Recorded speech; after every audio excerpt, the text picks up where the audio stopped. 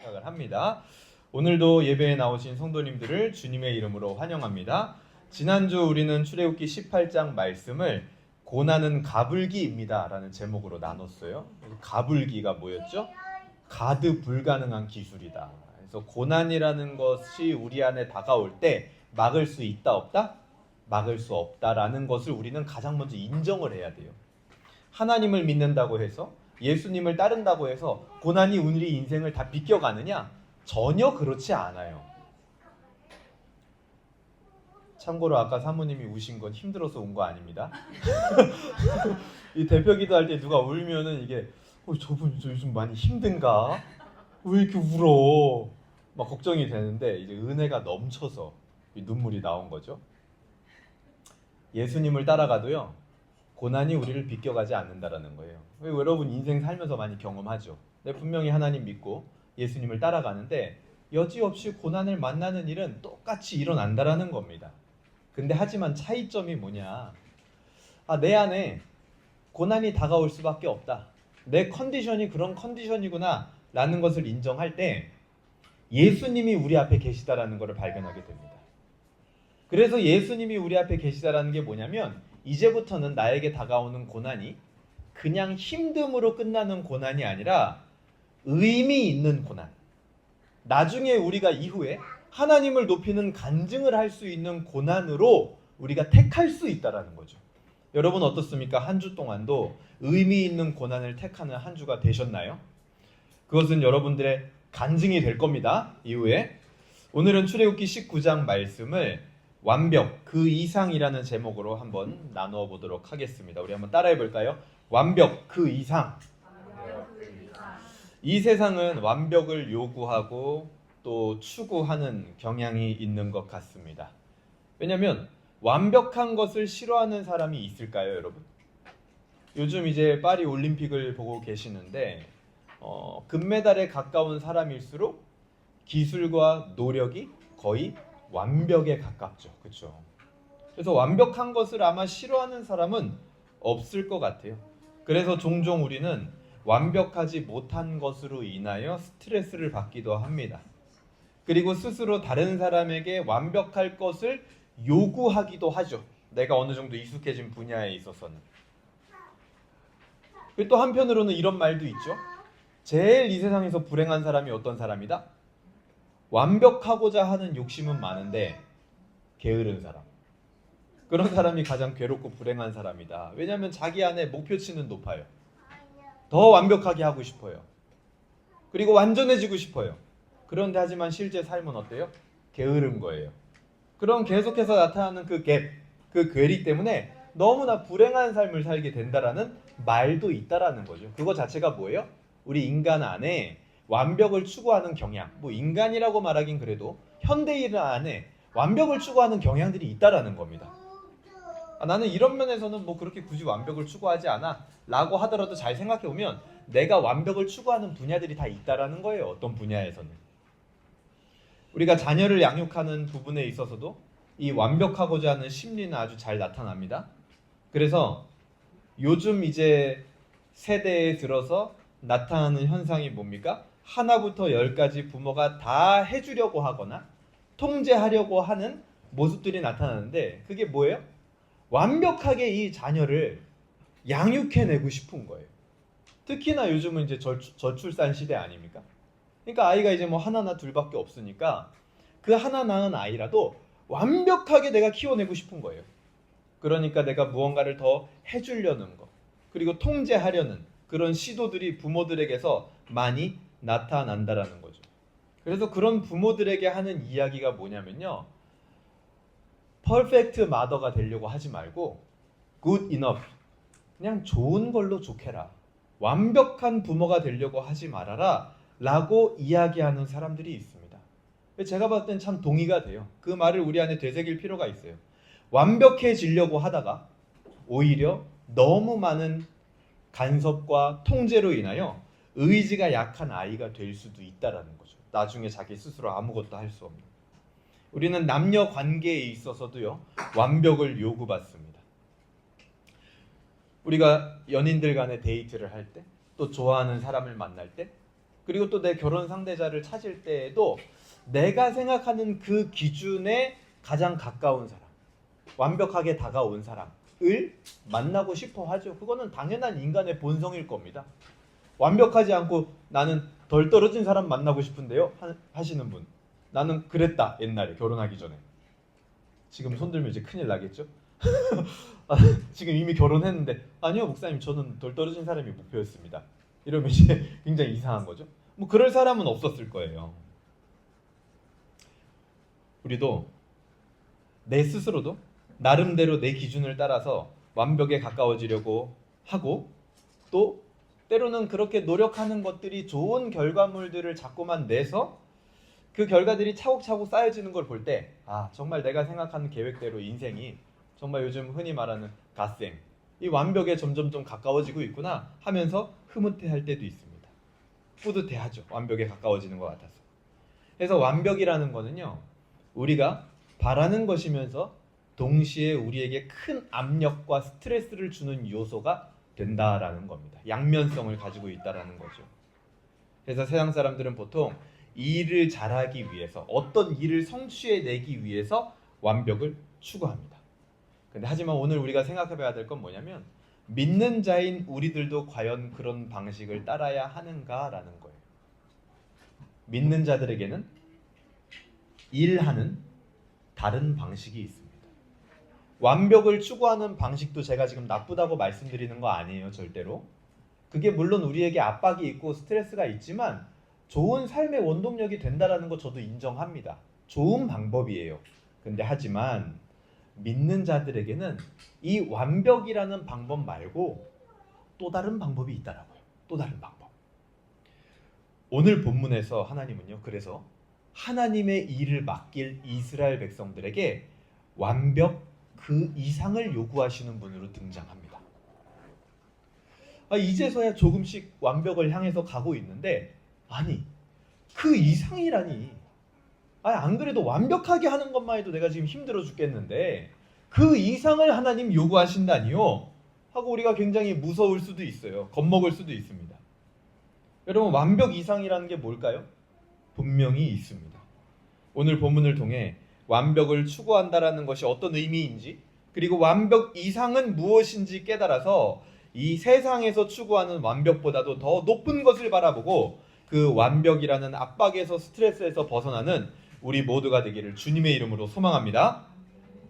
소망합니다 하면 이제 여러분 아멘 보통 이렇게 하죠, 그렇죠? 뭐 그렇게 했으면 좋겠어요, 저도. 주님의 이름으로 소망합니다. 그렇죠. 좋습니다. 오늘 이제 본문으로 들어가 보면요, 오늘 출애굽기 19장부터 출애굽기 챕터 3, 3단원이 시작이 되는 겁니다. 우리 이전까지 본 게 뭐냐? 챕터 2단원을 본 거예요. 2단원에서 핵심 키워드가 뭐였죠? 시험, 훈련, 이런 거였죠. 오늘 3단원이 이제 19장부터 시작이 되는데, 3단원은요 19장부터 24장까지 이렇게 쫙 나와요. 특히 이 19장부터 출애굽기가 끝나는 지점까지는 전부 다 배경이 어디냐면 시내산에서 벌어지는 일입니다. 그래서 이 19장부터 출애굽기 끝날 때까지 배경 장소가 어디냐? 그냥 시내산에서 모두 벌어지는 일이구나, 이렇게 생각하시면 돼요. 더 이상 이스라엘이 이동하지 않습니다. 약한 이 시내산에서 1년 정도 가까이를 머무르게 되는데요, 그때 하나님과 언약을 맺으면서, 하나님은 동시에 이스라엘과 언약 맺으면서 이 상세한 율법들을 이스라엘에게 주시는 모습들이 나타납니다. 그래서 십계명도 여기서 나타나는 거고, 또 레위기라고 하는 율법의 여러 가지 조문들도 이때 이 시내산에서 하나님 앞에 수여를 받게 되죠. 그래서 3단원이 시작되는 출애굽기 후반부는 키워드가 언약 그리고 율법, 이 두 가지가 굉장히 중요한 키워드로 드러나는데, 오늘 본문에서 무엇을 다루느냐? 언약이라는 개념에 대해서 이야기를 합니다. 첫 번째 단락은 1절부터 9절까지 볼 수 있을 것 같습니다. 시내산에 도착을 하고 하나님과 맺는 언약이 도대체 무엇인가에 대해서 나오게 되는데요, 1절 볼게요. 19장 1절 같이 한번 읽어보겠습니다. 출애굽기 19장 1절입니다. 시작! 이스라엘 자손이 애굽 땅을 떠난 지 3개월 되던 날 그들이 시내 광야에 이르니라. 이스라엘 백성들이 언제 도착했다고요? 2달을 꽉 채우고 3개월이 되는 날. 그러니까 우리 그냥 우리 달력으로 얘기를 해보면 1월, 2월을 꽉 채우고 지났어요. 그리고 3월 1일쯤에 딱 도착한 겁니다. 2달을 꽉 채우는 3달째 되던 날에 드디어 시내 광야, 시내산에 도착하고 거기서 장막을 치게 됩니다. 애굽에서 나와서 여기까지에 딱 걸린 기간이 얼마나 걸렸냐면 약 50일이 걸리게 됩니다. 그래서 이것을 이스라엘은 77절, 77에 49. 그래서 77절이라고 하는 거예요. 약 50일. 그래서 오순절이라고 부르기도 하죠. 그래서 그 날이 뭐냐면 하나님이 율법을 주신 것을 기념하는 절기가 돼요. 이스라엘 백성들의. 계속합니다. 3절. 모세가 하나님 앞에 올라가니 여호와께서 산에서 그를 불러 말씀하시되 너는 이같이 야곱의 집에 말하고 이스라엘 자손들에게 말하라. 내가 애굽 사람에게 어떻게 행하였음과 내가 어떻게 독수리 날개로 너희를 업어 내게로 인도하였음을 너희가 보았느니라. 하나님의 보호와 은혜를 이스라엘 백성들은 지금까지 많이 경험했습니다. 애굽에서 10가지 재앙을 통하여, 또 홍해가 내 앞을 가로막고 있을 때는 홍해를 가르면서, 그리고 또 마실 것과 먹을 것이 없을 때는 물과 만나를 내려주시면서, 그리고 또 때로는 두려울 때 구름 기둥과 불 기둥을 내 앞을 인도하게 하면서 하나님은요 수많은 은혜와 보호를 이스라엘로 하여금 경험하게 하셨어요. 그것을 하나님의 표현으로 지금 오늘 뭐라고 표현하고 있냐면 독수리 날개로 너희를 업어서 내게로 인도했다, 이렇게 표현하세요. 이것과 정확하게 대조되는 표현이 어디에 나오냐면 이사야 46장 1절에 나옵니다. 우리 한번 찾아볼까요? 성경 이사야 46장 1절을 한번 찾아보겠습니다. 이사야 46장 1절입니다. 우리 같이 한번 읽어볼게요. 이사야 46장 1절입니다. 벨은 이렇게 시작하죠. 46장 1절 읽어볼게요. 시작. 벨은 엎드려졌고 느보는 구부러졌도다. 그들의 우상들은 짐승과 가축에게 실렸으니 너희가 떠매고 다니던 그것들이 피곤한 짐승의 무거운 짐이 되었도다. 우상은 어떤 존재예요? 사람이 떠매고 다녀야 되는, 업고 다녀야 되는 존재로 이사야 46장에서 등장을 합니다. 그래서 결국에는 우상은 뭐가 되냐? 사람에게 굉장히 무거운 짐이 된다라는 거예요. 근데 하지만 하나님은 이스라엘에게 어떻게 하셨다고요? 이스라엘 등에 업혀서 다니시는 분이 아니라 이스라엘을 업고 여기까지 오신 분이다 라고 이야기를 하고 있는 겁니다. 여러분 영화 반지의 제왕을 보셨나요? 이 반지의 제왕을 원작한 이 톨킨이라는 사람 아시죠? 그 사람은요 기독교인이고 반지의 제왕이라는 영화 자체가 기독교 영화입니다. 우리 뭐 나니아 연대기처럼요. 근데 제 개인적으로는 나니아 연대기보다도 반지의 제왕이 훨씬 더 심도가 있어요. 훨씬 더 깊이가 있는 영화입니다. 이 반지의 제왕이라는 영화는요 우상과 인간의 모습을 굉장히 적나라하게 우리한테 보여줍니다. 이 반지의 제왕에서 나오는 우상은 뭐냐? 바로 그 절대 반지. 그 반지가 나타내는 게 우상을 나타내는 거예요. 그리고 반지의 제왕에 여러 캐릭터가 나오죠. 그 중에 인간을 표현한 캐릭터는 뭘까요? 여러분? 뭘 것 같으세요? 호빗? 순수한 호빗? 아니에요. 그 톨킨이 맞아요. 그 톨킨이 직접 해설을 하며 인터뷰를 하는데 자기가 의도한 바 인간을 나타내고 싶었던 캐릭터는 바로 골룸입니다. 골룸.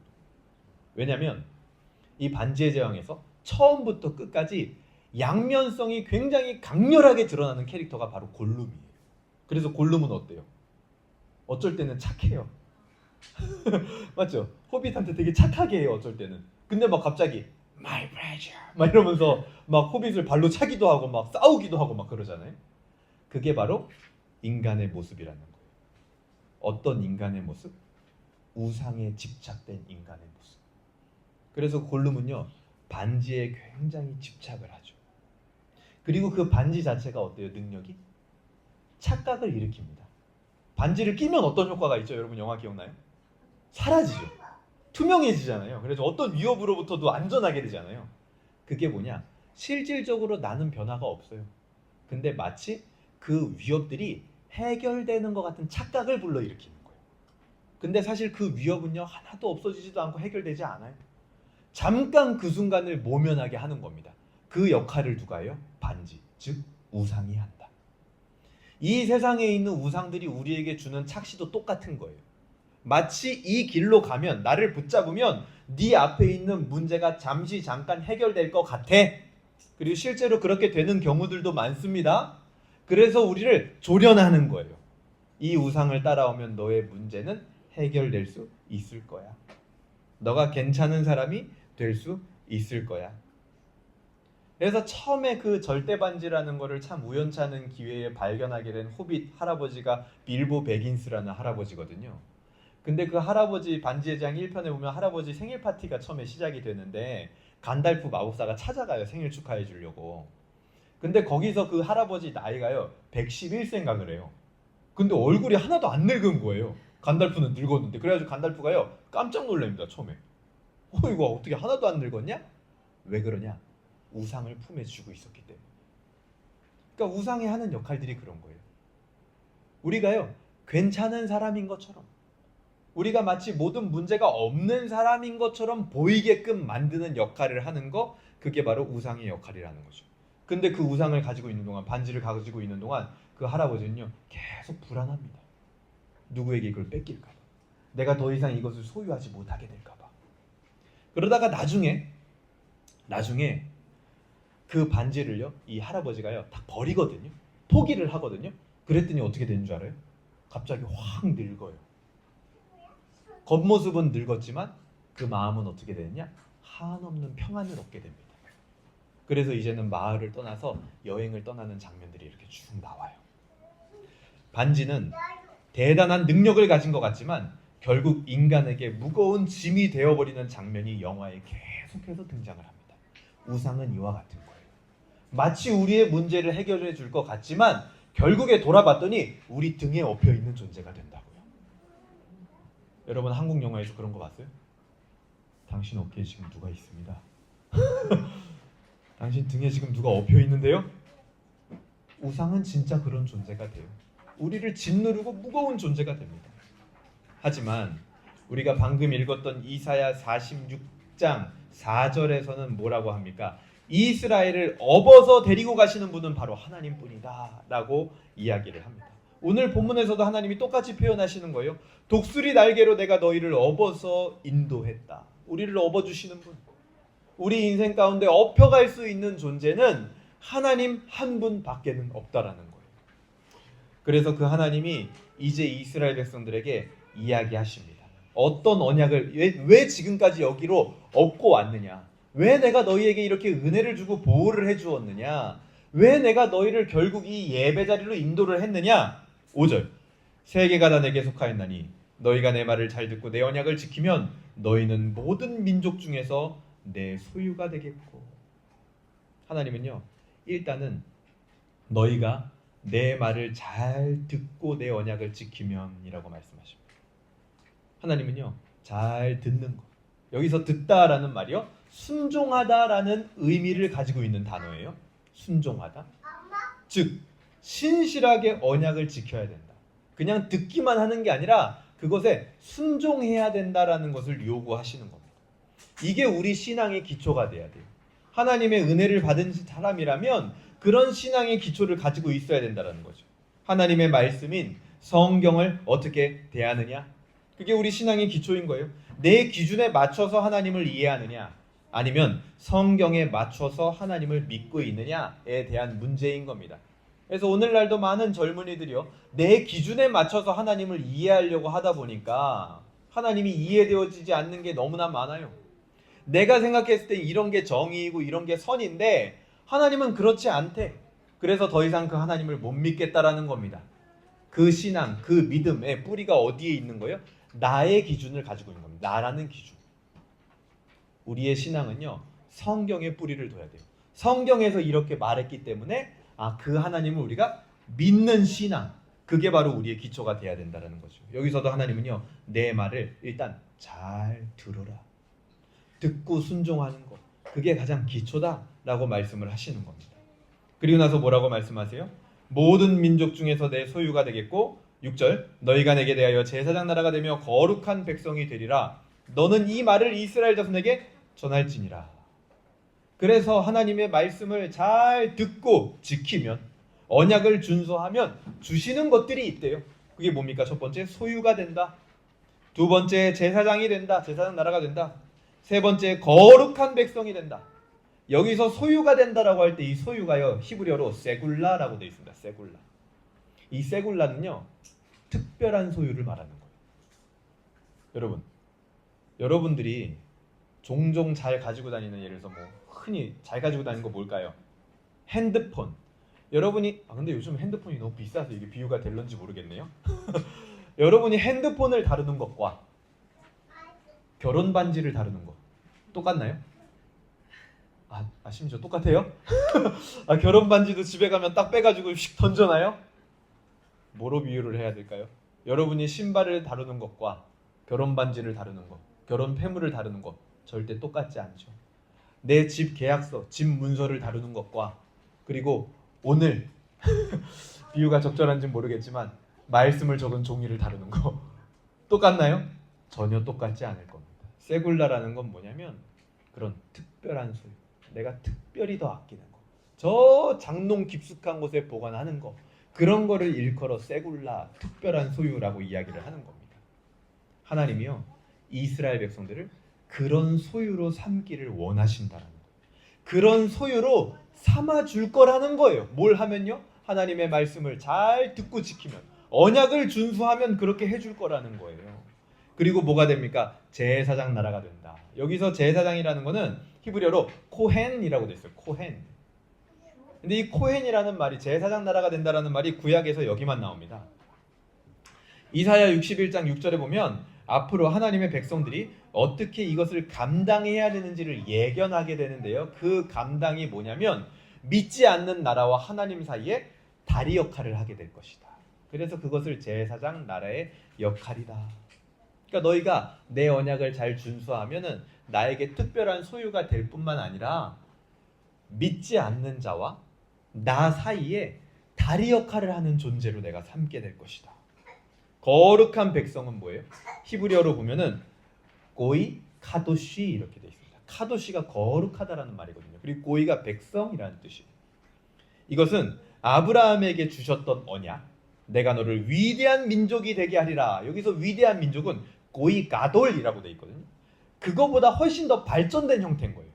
위대한 민족보다도 거룩한 백성이 되게 하는 거. 그게요 언약이 훨씬 더 발전된 형태로 나타나는 겁니다. 하나님은요 이스라엘이 단지 아브라함에게 주신 언약처럼 많아지는 것을 넘어서 하나님의 형상대로 거룩해지는 것, 그거를 선물로 주려고 준비하셨다라는 거예요. 그게 하나님의 목적이라는 겁니다. 하나님의 소유가 되고 제사장 나라가 되고 거룩한 백성이 되는 것은 1차적으로 하나님과 굉장히 깊은 관계로 들어간다. 이거를 표현하는 거예요. 이제는 내가 구원받았어. 이거를 넘어서 하나님과 굉장히 친밀하고 가까운 관계로 갈 수 있게 된다. 그 길이 열리게 된다. 라는 것을 나타내는 거예요. 1차적으로는. 그리고 또한 동시에 이스라엘이 하나님의 소유와 선택된 민족이 된 것이 결코 그들만을 위한 것이 아니다라는 것을 이 언약을 통해서 알려주는 겁니다. 마찬가지 우리가 택함 받은 것, 우리가 구원의 은혜를 누리는 것, 우리가 여러분 복음적 지식을 습득하게 되는 것, 그것은요 우리만을 위한 것이 아니다라는 것을 여러분 기억하셔야 됩니다.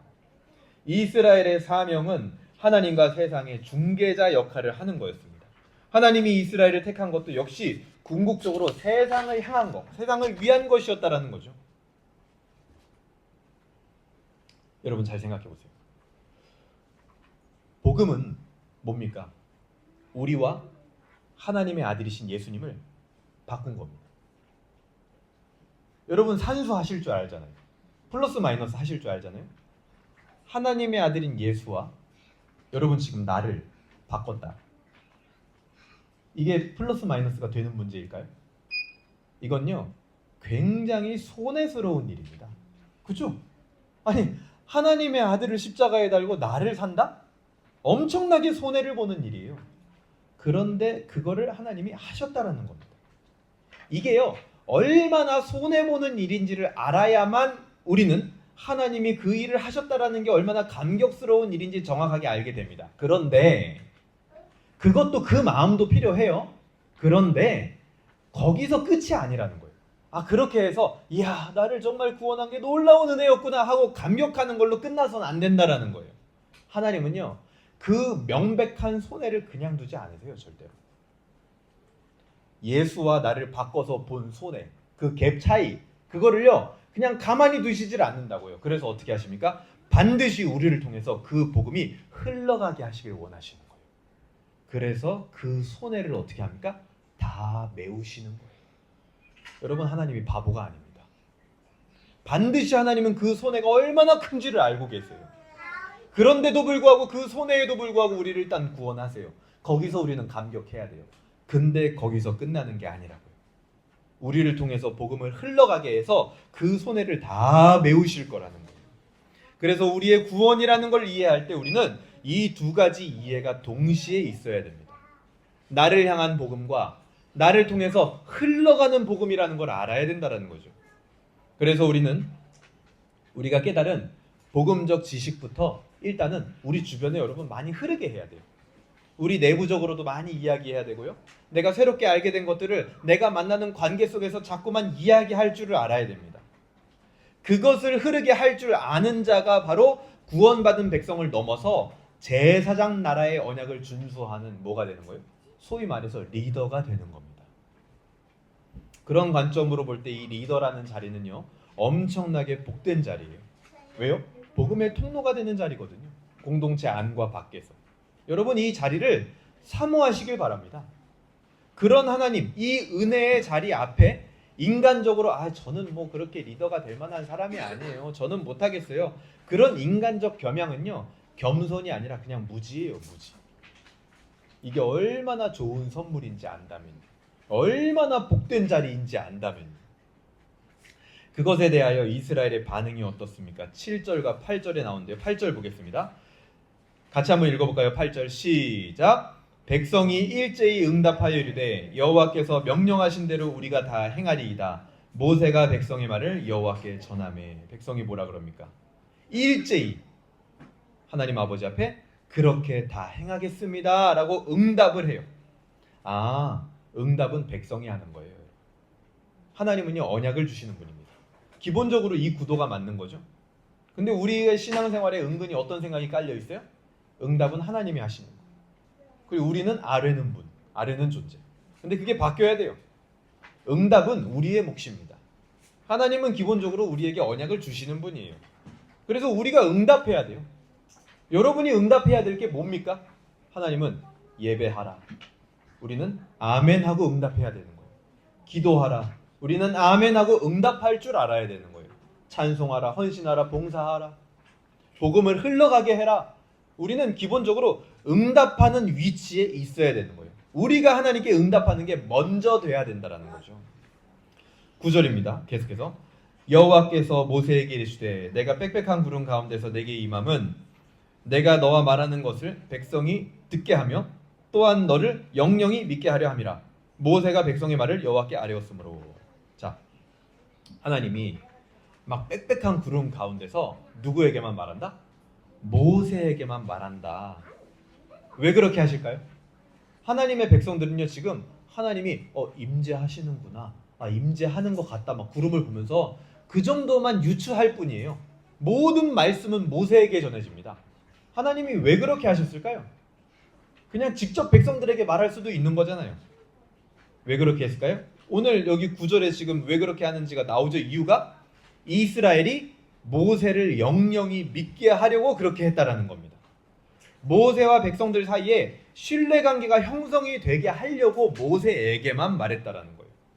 여기서 믿게 하다, 이스라엘 백성들이 모세를 믿게 하다라는 말이 아만인데요, 이 말 안에는 양육하다라는 뜻이 포함이 되어 있습니다. 그래서 우리가 신앙을 동반하고 가이드하는 자와 신뢰관계가 형성된다라는 거 매우 중요한 일인 거예요. 그래서 그것을 위해서 말씀을 맡은 자를 통한 신앙 양육은 필수입니다. 왜요? 그래야 신뢰관계가 형성이 되거든요. 여러분, 신앙을 동반하고 가이드하는 자와 신뢰관계가 내가 형성이 안 돼 있죠? 그 신앙은요 굉장히 무미건조해집니다. 그리고 신앙의 역동성이 일어나질 않아요. 그리고 결정적으로 공동체 가운데로 깊이 있게 들어갈 수가 없습니다. 그러니까 신앙생활을 어떻게 하게 되냐? 그냥 나 혼자 하게 되는 거예요. 그럼 어때요? 외롭죠. 힘이 없죠. 결국 복음의 통로로 내가 쓰임받지 못하게 되고 결국에는 하나님의 역사를 바라보지 못하는 지경까지 가게 된다라는 거예요. 그래서 결국 교회를 떠나게 됩니다. 그래서 하나님이 모세에게 말씀해 주시고 그 모세를 백성들이 신뢰하게 하는 이 작업, 굉장히 중요한 작업이라는 거예요. 마찬가지로 여러분들도 제가 올려드리는 매일 아침에 묵상 들으시죠? 네, 그런 것들을 듣는 것도 양육의 일종입니다. 그 수요일 날도 우리가 실제로 양육을 하고 있고 또 어떤 분들은 제가 성경 강좌하는데 와서 또 성경 강좌를 들으시기도 하잖아요. 그 모든 것들이 뭐예요? 하나님의 말씀을 듣고 하나님에 대해서 알아가는 과정이면서 동시에 저에 대한 신뢰감이 쌓이는 시간이 되는 거예요. 그리고 하나님은요 또 그렇게 일을 하시는 거예요. 그래야 우리가 온전히 공동체로 하나 될 수 있거든요. 여러분이 여기 공동체 우리 온사랑교회 와가지고 신앙생활 하는데 저를 신뢰하지 못한다라고 생각해보세요. 그럼 애초에 여기 안 왔겠죠, 그렇죠? 근데 뭐 신앙생활을 하다가 신뢰하지 못하는 일이 발생했다고 생각해보세요. 굉장히 어려운 일이 돼버립니다. 그 일을 하나님은 좋은 아침입니다. 네. 맥북도 이렇게 반응을 합니다. 그것을 하나님은요 이제 하나하나 해결해 나가시는 거죠. 그리고 두 번째 단락은 10절부터 15절까지인데요. 여기서는 이제 자 너희와 맺을 언약이 이런 거다. 방금 말씀을 해줬어요. 그리고 언약 지키면 이렇게 해줄 거다. 말씀해줬습니다. 자 그럼 이제 언약을 맺으러 하나님이 와야 되잖아요. 그래서 그 하나님의 임재를 준비하는 게 10절부터 15절까지 나오게 됩니다. 10절 볼까요? 10절 여호와께서 모세에게 이르시되 너는 백성에게로 가서 오늘과 내일 그들을 성결하게 하며 그들에게 옷을 빨게 하고 준비하게 하여 셋째 날을 기다리게 하라. 이는 셋째 날에 나 여호와가 온 백성의 목전에서 시내산에 강림할 것이니. 그러니까 임재에 앞서서 이런 것들을 좀 준비를 해라 라고 모세에게 시킵니다. 첫 번째가 뭐냐? 성결해라. 그리고 두 번째가 셋째 날 시내산에서 만날 것이다. 약속과 장소를 정해요. 시간과 장소를. 그러니까 하나님께서 거룩하시기 때문에 하나님을 만나려는 자들도 당연히 거룩해야 되는 겁니다. 그래서 성결하라 라고 얘기를 하시는 것이고 그 준비가 뭐냐? 옷을 빠는 것으로 나타나는 거예요. 상징적인 거죠. 여러분 옷 빤다고 거룩해집니까? 오늘 다 빠른 옷 입고 오셨어요? 네, 다 입고 오셨겠죠. 이건 뭐냐? 오염되지 않은 상태로 너희가 있어야 된다. 그리고 때와 장소도 하나님께서 셋째 날 시내산으로 하나님께서 정한 방식으로 하나님을 만날 수 있다라고 정하시는 거예요. 근데 그렇게 오염되지 않고 빠른 옷을 입고 셋째 날 하나님께서 정한 시간과 정한 장소에서 만난다 하더라도 그럼에도 불구하고 하나님 앞에 더 이상 접근하지 못하는 경계도 있었다라는 거예요. 12절 볼까요? 너는 백성을 위하여 주위에 경계를 정하고 이르기를 너희는 삼가 산에 오르거나 그 경계를 침범하지 말지니. 아무리 옷을 빨고 거룩하게 성결하게 나를 준비를 하고 하나님이 정한 시간을 기다리고 그리고 또 하나님이 정한 장소에 가서 기다려도 어떤 선이 있다는 거예요. 선. 넘지 말아야 될 선. 하나님의 임재를 위한 준비를 보면서 우리는 이스라엘이 아무리 하나님과 언약을 맺는 관계여도 무작정 하나님께 함부로 나아갈 수 있는 것이 아니다라는 것을 알게 됩니다. 지극히 하나님은요 인간과는 차원이 다른 분이라는 게 보여지는 거죠. 그래서 우리의 믿음이 대상이 되기에 충분하다. 왜? 우리와 다르기 때문에. 우리가 그냥 아무 때나 나갈 수 있고 우리와 별 차이가 없는 존재라면 우리의 믿음이 대상이 될 수는 없겠죠. 모세처럼 그냥 신뢰의 대상이 될 수는 있어도 믿음의 대상이 될 수는 없을 겁니다. 근데 하나님은 그런 분이 아니에요. 아무리 우리가 성결하게 준비를 해도 넘어갈 수 없는 선이 있는 존재예요. 우리랑 완전 차원이 다른 분입니다. 그래서 우리 믿음의 존재가 믿음의 대상이 되는 거예요. 언약을 맺기 위해 하나님이 임재하실 때 성결, 거룩을 유지하라 라는 것이 이 두 번째 단락의 핵심입니다. 그리고 마지막 세 번째 단락은요 16절부터 25절까지 나오게 되는데 드디어 하나님이 임재하세요. 근데 어떻게 임재를 하시냐면 16절 볼까요? 셋째 날 아침에 우레와 번개와 빽빽한 구름, 그것들이 산 위에 있고 나팔 소리가 매우 크게 들리고 진중에 있는 백성들이 다 떨고, 18절에 보면 연기가 자욱했다 이렇게 나옵니다. 여기 등장하는 번개와 구름, 연기와 불, 우레와 나팔 소리, 이 모든 것이 하나님의 임재를 상징하는 겁니다. 하나님은 그 안에서 모세를 통해서 계시를 하는 거예요. 21절 보세요. 여호와께서 모세에게 이르시되 내가 가서 백성들을 경고하라. 백성이 밀고 들어와 나 여호와께로 와서 보려고 하다가 많이 죽을까 하노라. 그러니까 막 하나님이 그렇게 임재하시니까 백성들이 막 야 나도 좀 보자, 나도 좀 보자. 너무 신기해, 나도 좀 보자. 우리가 막 공항에서 보면은 연예인 입국할 때 그런 것처럼, 이제 이번에 파리에서 올림픽 마친 선수들이 들어올 때 공항에서 이제 또 그런 일이 벌어지겠죠. 야 나도 좀 보자, 나도 좀 보자. 하나님이 임재하니까요, 백성들이 막 밀고 들어오는 거예요. 근데 하나님이요, 그렇게 되지 않도록. 왜요? 그렇게 되면은 죽을 수도 있다라는 거예요. 하나님이 임재하실 때 누구라도 그 거룩함에서 벗어나면, 경계와 선을 넘으면 안전할 수 있는 사람은 아무도 없다라는 겁니다. 그냥 아이고 잠깐 하나님 보려고 실수가 벌어진 거니까 그냥 한번 봐주죠, 그냥 덮고 넘어가죠, 그런 게요 신앙 안에선 통하지 않아요, 절대로. 아니 그냥 내가 대충 그냥 좀 말씀 몰라도 그냥 신앙생활 이렇게 그냥 하면 되는 거 아니에요?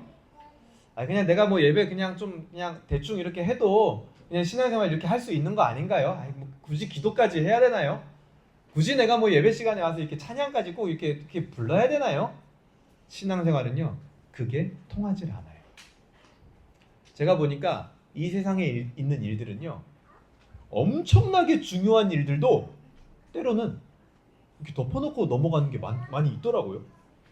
군대에서 전 그런 걸 참 많이 느꼈어요. 군대에서 벌어지는 일은 다 얼마나 중요한 일입니까 사실은. 근데요 그냥 덮어놓고 넘어가. 군대 용어로 흔히 말해서 그냥 짬 때려. 이런 일들이요 굉장히 많더라는 거예요. 근데 신앙은 그런 것들이 통하지 않습니다. 분명하게 실제적인 거룩이 누구에게나 요구된다라는 거죠. 그래서 이 거룩이 하나님의 임재 앞에서 유지되어야지만 언약을 체결하고, 언약이 체결되어야지만 더 깊은 관계로 나아가고, 그래야지만 제사장 나라로서의 사명을 감당하게 된다라는 겁니다. 그래서 오늘 본문의 모든 것의 시작은 뭐냐? 거룩이라는 거예요. 오늘 본문을 정리해 보겠습니다. 언약이라는 것은 더 깊은 관계로 들어가는 도구가 되는 겁니다. 언약을 맺기 전에도 이스라엘은 하나님의 백성이에요. 그런데 왜 언약을 주시냐? 더 깊은 관계로 들어가는 거예요. 하나님의 소유가 되고 거룩한 백성이 되고 제사장 나라가 되는 거, 더 깊은 관계로 들어가도록 길을 열어주시는 겁니다. 언약이라는 게. 두 번째는 뭐였어요? 하나님은 이스라엘과 제사장 나라로서 언약을 맺기를 원하십니다. 그게 뭐예요? 이스라엘이 받은 구원의 은혜를 흘려보내기 원하신다라는 거죠. 그리고 마지막 세 번째는 뭡니까? 그 언약이 이행되려고 할 때, 그 언약을 맺으려고 할 때 이스라엘에게 요구되는 게 있었는데 그것은 딱 한 가지, 바로 거룩이었다라는 거예요. 자, 이제 우리 얘기를 한번 해볼까요? 우리는 어떻습니까? 하나님과의 언약으로 깊이 있는 관계를 내가 하나님하고 하면서 그 언약을 지킴으로 말미암아 나오는 즐거움, 그거를 여러분 신앙생활 중에 누리시고 있나요? 여러분 솔직하게 자기 자신을 좀 한번 돌아보세요. 내가 정말 하나님과 언약 맺어서 하나님의 말씀이 나한테 떨어지고 그 말씀대로 산다는 것에 있어서 즐거움을 누리고 있냐고요. 이거는요, 말씀을 내가 들었으니까 그렇게 살아야지, 이거랑 완전 다른 거예요. 말씀을 들었으니까 그렇게 살아야지, 이거는 그냥 하나의 원칙입니다. 원칙. 근데 그 언약을 지킴으로써 내 안에 진짜 즐거움이 있느냐, 기쁨이 있느냐, 이건 다른 문제라는 거예요. 제사장 나라로 중개자의 역할을 여러분 어때요? 감당하고 계십니까? 아니면 억지로 하고 있습니까? 이 모든 것의 원동력인 그 언약을 가능케 하는 여러분 거룩이라는 걸 여러분 유지하고 있습니까? 우리는 거룩을요, 오늘 말씀의 제목처럼 완벽이라고 생각할 때가 종종 있습니다. 그래서 제사장 나라로서 살아간다라는 것이, 복음의 증인으로서 살아간다라는 것이, 말씀대로 살아간다라는 것이 완벽을 동반하는 것이다라고 여길 때가 굉장히 많아요. 그래서 복음의 통로로 살아가는 것의 즐거움이 아니라 완벽해야 한다는, 신앙적으로도 완벽해야 한다라는 그 압박이 우리를 사로잡게 되고, 그것이 하나님 관계의 깊이나 즐거움을 잃어버리게 만들 때가 굉장히 많다라는 거예요. 심지어 어떤 사람은 예배도 잃어버리죠. 나 같은 사람이 무슨 예배를 다시 나올 수 있겠어요. 완벽하지 못한데. 이번 주에 오니까 새로운 물건들이 또 많죠. 제가 지난주에 저 싱크대를 설치하기 위해서 수도 공사를 하러 한 부부가 저희 교회, 그 기술자 부부가 저희 교회에 방문을 했었어요. 근데 막 이런저런 얘기를 나누다가 그 아내분이 자기가 불과 2주 전부터 다시 몇십 년 만에 교회를 나가기 시작했다라고 저한테 얘기를 하시더라고요. 그러면서 저한테 갑자기, 그러면서 이제 신앙 3당 코너가 시작이 됐어. 갑자기 저한테 갑자기 그러시는 거예요. 저 같은 사람이 다시 예배에 나가도 될까요? 그게 제일 큰 고민이라는 거예요. 그 예배를 안 나가는 동안 자기의 어떤 생긴 허물과 자기 스스로 마음에 불편한 것들, 그런 게 있는데 괜찮냐는 거예요. 그래서 제가 이제 그 우리 지지난주 나눴던 말씀인 우리가 하나님의 동행을 믿지 못하는 그 이유에 대해서 같이 말씀을 막 나눴죠. 그랬더니요, 우시더라고요. 그리고 마지막에 이제 가실 때는 제가 커피까지 한 잔 사가지고, 그리고 시공비도요 일부러 좀 더 드렸어요. 신앙생활 열심히 하시라고. 근데 사람 안에 그런 마음이 드는 이유가 뭘까요? 내가 과연 하나님 앞에 다시 나가도 될까요? 내가 다시 신앙생활 시작해도 될까요? 그거 자체가 뭐냐? 거룩이라는, 하나님 앞에 나가는 조건인 이 거룩을 완벽한 걸로 생각하고 있는 마음이 우리 인간 안에 있다라는 겁니다. 그러니까 하나님 앞에 나간다라는 것 자체의 즐거움보다도 압박이 더 큰 거예요. 내가 그래도 될까? 내가 이래도 되는 사람일까? 그러니까 즐거움을 잃어버리는 거죠, 신앙생활에. 왜 우리는 이 거룩을 완벽함이라고 생각하게 됐을까요? 거룩은요, 완벽함이 아니라 구별됨입니다, 여러분.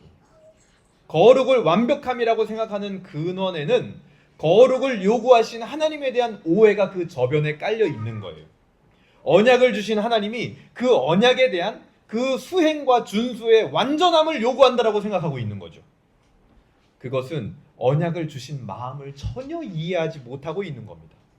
언약을 주신 하나님은 이스라엘에게 완벽을 요구하시는 것이 아니라 더 깊은 관계로 들어가는 길을 보여주시는 거예요.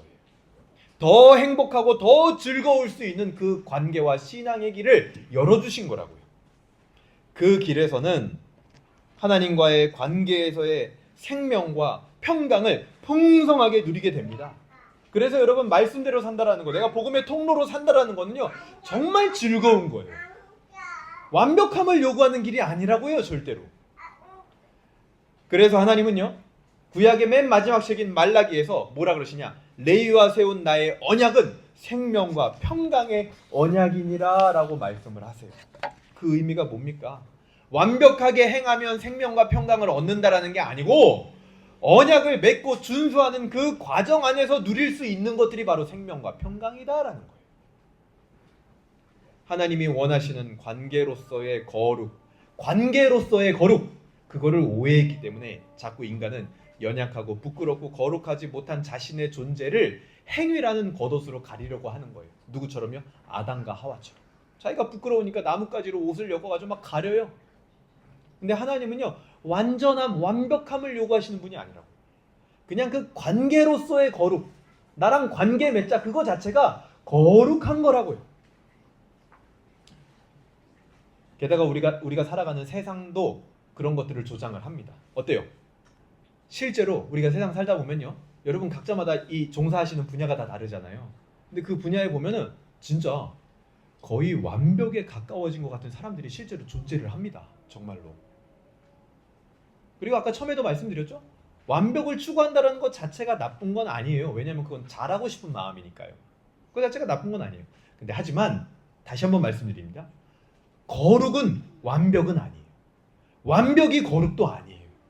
즉 우리가 추구하는 바는 아니라는 거죠. 완벽이 나쁜 거 아니에요. 근데 우리가 추구해야 될 바는 아니다라는 겁니다. 성경이 추구하는 방향도 아니다라는 거예요.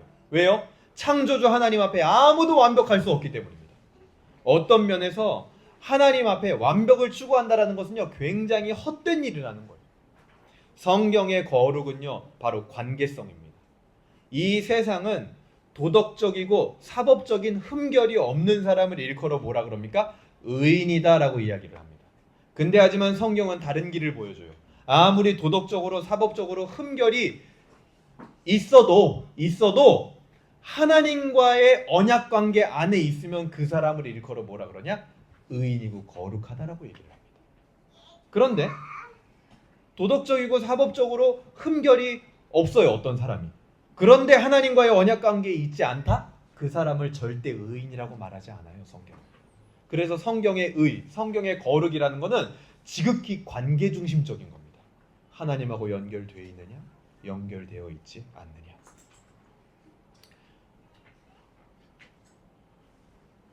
우리는 스스로 완벽에 가까워질 수는 있어도, 그렇죠? 여러분의 하루하루도요, 지금요, 여러분의 기준 잡아놓은 거에 점점점 가까워지고 있어요, 여러분. 좋은 겁니다. 스스로 완벽에 가까워질 수 있습니다, 인간이. 근데 하지만 뭔 안 된다? 스스로 거룩해질 수는 없다. 왜요? 그 거룩은 관계성에서 나오는 거룩이기 때문에. 여러분은 완벽해질 수 있습니다. 그러나 스스로 거룩해질 수는 없어요. 완벽하지만 거룩하지 않은 자는 제사장 나라의 역할을 감당할 수가 없습니다. 거룩하지 않고 완벽하기만 한 사람은 하나님과의 언약 관계에서 오는 즐거움과 기쁨을 안타깝게도 누릴 수가 없어요. 아무리 완벽해 보이는 사람이어도 이것이 바로 인간이 가진 한계다라는 겁니다. 오늘 본문에서 하나님은요, 이스라엘이 철저히 선을 넘지 못하도록 했습니다. 그들이 비록 성결을 유지해도 선은 못 넘었어요.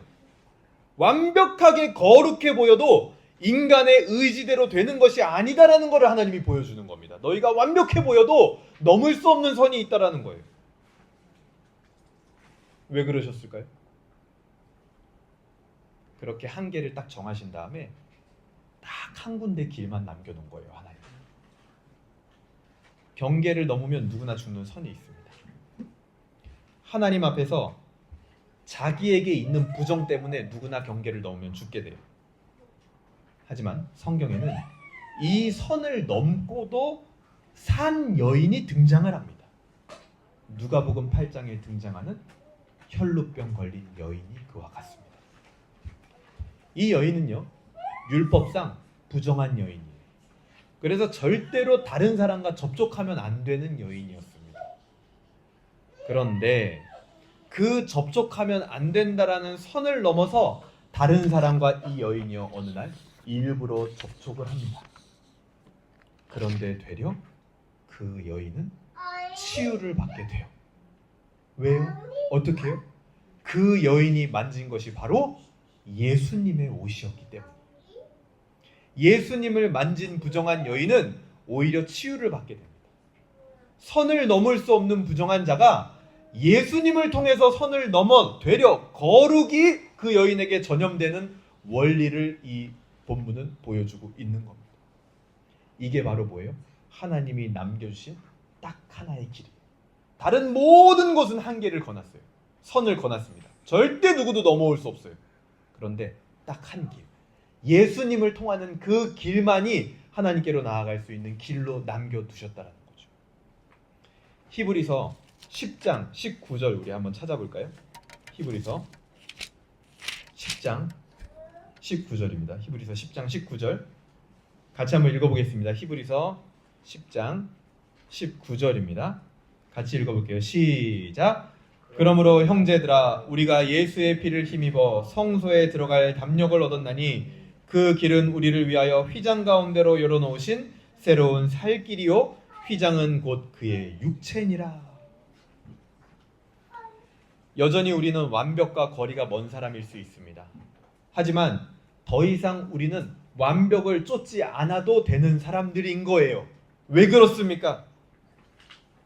완벽, 그 이상의 길, 거룩의 길이 예수님을 통해 열렸다라는 거예요. 완벽하지 못했던, 그래서 완벽에 대한 압박을 엄청나게 받으며 살고 있었던 우리에게 예수님은 거룩이라는 그 피난처 되시는 길을 열어주셨다라는 거예요. 무엇으로요?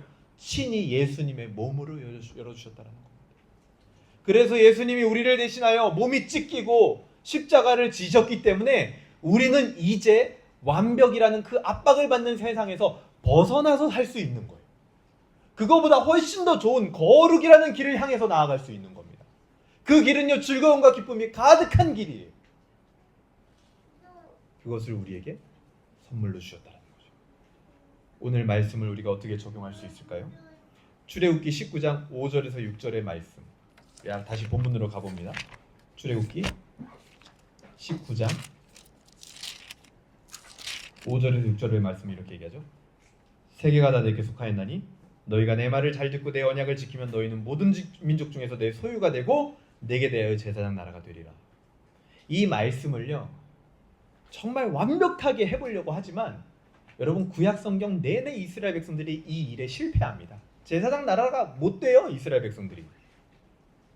하지만 이 말씀이 이제 우리에게 왔을 때 어떻게 성취되느냐가 사도행전 1장 8절에 나옵니다. 한번 가볼까요? 사도행전 1장 8절. 아니, 제사장 나라가 되고 복음의 증인, 믿지 않는 나라와 하나님 사이에 중개자 역할을 어떻게 하게 되느냐? 사도행전 1장 8절입니다. 같이 읽어볼까요? 시작. 오직 성령이 너희에게 임하시면 너희가 권능을 받고 예루살렘과 온 유대와 사마리아와 땅끝까지 이르러 내 증인이 되리라 하시니라. 이렇게 말하죠. 아까 출애굽기 19장 5절에 6절 기억나세요? 너희가 내 언약을 잘 듣고 지키면, 이렇게 했죠. 어떻게 하나님의 언약을 잘 듣고 지키게 됩니까? 여기 사도행전 1장 8절에 뭐라 그러나요? 성령이 너희에게 임하시면 너희가 권능을 받는다. 그 권능이 뭐냐? 하나님의 말씀을 잘 듣고 지키게 되는 자녀로서의 권능인 거예요. 그게 언제 가능하다고요? 성령이 너희에게 임하시면. 아까 출애굽기 19장 5절에 6절 뭐라 그랬습니까? 너희가 내 언약을 잘 듣고 지키면 제사장 나라가 된다. 여기서는 뭐라 그래요? 성령이 너희에게 임하시면 권능을 받고 예루살렘과 온 유대와 사마리아와 땅끝까지 이르러 뭐가 된다고요? 내 증인이 되리라. 그게 뭐예요? 제사장 나라의 역할인 거죠. 이 모든 것은 성령이 임할 때 가능케 된 것입니다. 우리는 이제 예수님께서 열어주신 그 거룩이라는 길 아래에서 평안하게 성령의 임하심을 기다리고 사모하면 되는 거예요. 완벽을 추구하지 마세요. 우리가 추구해야 될 건 성령의 임하심입니다. 그때 우리가 복음의 증인 되는 거예요. 두 번째, 우리 오늘 말씀을 어떻게 적용할 수 있을까요? 히브리서 10장 21절에서 우리가 좀 힌트를 얻을 수 있으면 좋겠는데요. 예수님이 열어주신 그 거룩이라는 길 안에서 우리는 히브리서 10장 21절에 나오는 그 이하의 권면을 살아가게 되는 거예요. 자, 아까 19절 20절 읽었죠?